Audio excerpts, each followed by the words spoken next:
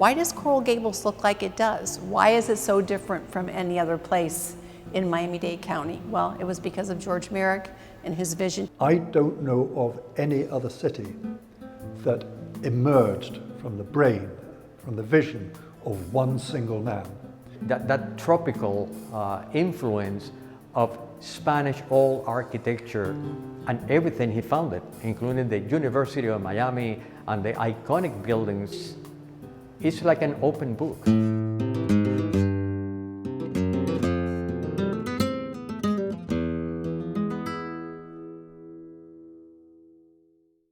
My name is Gay Bondurant, and I started being a volunteer tour guide here in this exhibit about 4 years ago. I think what changed me is interacting with the people about the exhibit.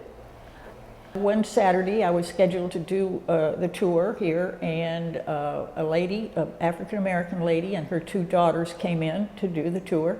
And the mother drifted away and was looking at one of the storyboards having to do with the Bahamians, the black Bahamians who had worked for George Merrick. And she looked up and she pointed to one of the names and said, "Oh, that's my husband's family." I was relatively familiar with the story, at least on the surface, but having to answer people's questions about, well, how did they get here and what did they find and how did they overcome those things?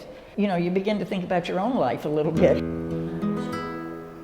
My name is Hendrick Woods, and I've been doing this off and on for about 8 years. When you first walk into the room, you see what looks like a jungle with just a path. Why would anybody want to move here? I mean, it's hot, there are diseases, there's no air conditioning. Well, the answer is really in that map. It's a map that shows the impact of the Homestead Act. You had to go through the process of making sure the land had been surveyed. Then you made an application. Then you had to make certain improvements. And then within 5 years, it was yours, 160 acres. Merrick had an intuitive understanding that building a community was not just about buildings and even beautiful plazas and entrances and so forth. It wasn't just aesthetics. It was about how do you build a sense of community. That's what makes him distinctive, in my opinion. So it's this combination of idealism and this combination of just pure hard work and attention to detail.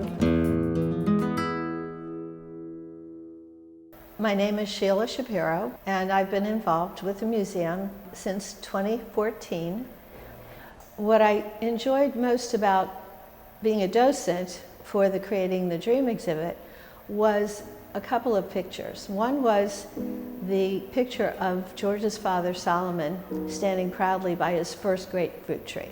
So he planted that tree in 1901, but it took until 1906 for him to say that the grove bore fruit. And that's the expression that he used to say that now is the time that it became a grapefruit grove. And of all the others, the one that intrigued me the most was the way showers.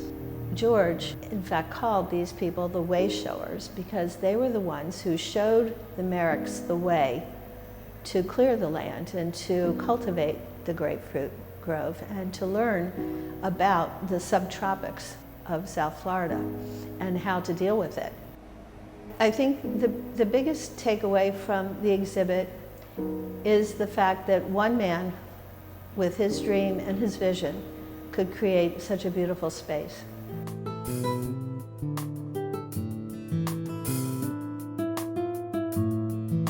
My name is Patrick Alexander, and I've been involved with the museum since it opened on October, the 10th month, the 10th day in 2010. And the iconic exhibit, right from the day one, was Creating the Dream. The exhibit was curated and created by the then executive director, Ava Moore Park. She created the exhibit to honor and keep alive the memory of the vision of George Merrick. For me, perhaps the most iconic part of it is the Venetian pool, which is one of the most beautiful pools in the world. It's the only swimming pool on the national list of historic monuments. And what it was the original quarry, a hole in the ground that he got his original coral from.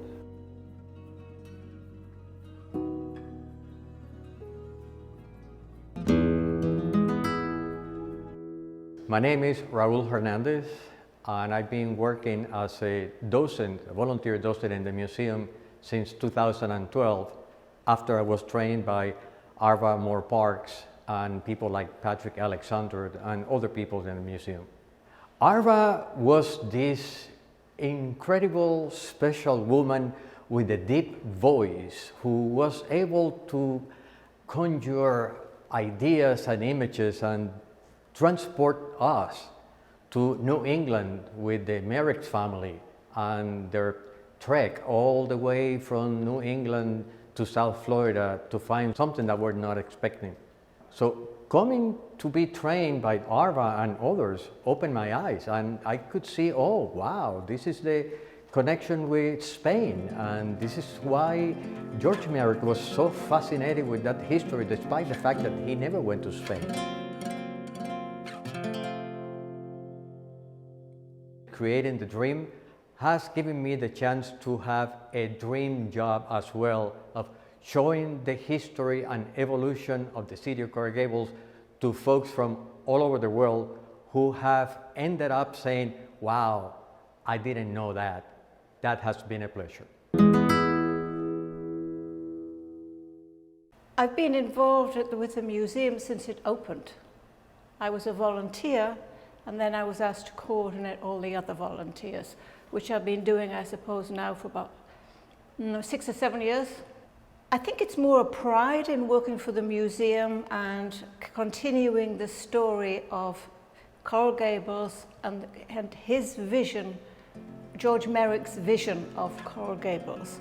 And the tour guides show so much passion in sharing that history. I miss hearing the tour guides tell the stories of the people who visited. I always felt grateful that somebody had enough interest in history to take time out from their busy schedules to go through this exhibit. This exhibit has been part of my life for the last several years, in coming and doing the tours through the exhibit. I enjoy talking to them about the museum and telling them that I was a Coral Gables native. It's been a delight and it's been an honor, and I'm particularly pleased to be here today as we move from the physical to the digital universe and keep George Merrick's legend and vision alive for the 21st century.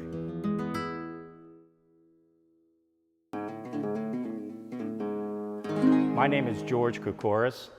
I'm the founding chairman and chairman emeritus. I am excited and proud to be a part of the Coral Gables Museum Dream. My message to all those volunteers who put in countless hours to make that exhibit where it is today, I speak from the bottom of my heart. What we want to do now is, through their hard work, use this as a stepping stone to the next level. Their work will not go unnoticed. It was this core group that I was a part of who started from scratch, went to one level. Now we're ready to go to the next level, and there'll be other levels when I'm long gone and everybody is long gone that I firmly believe will be carried on. I'm Chip Withers. I have the honor of serving as a board member of the museum, Coral Gables Museum, and it's been a phenomenal journey for me. Early on as a commissioner, I always had a dream to resurrect this old beautiful monument, and to be a part of the journey and to be a part of where we are today. We've landed in a phenomenal place, and in my opinion, the best is yet to come.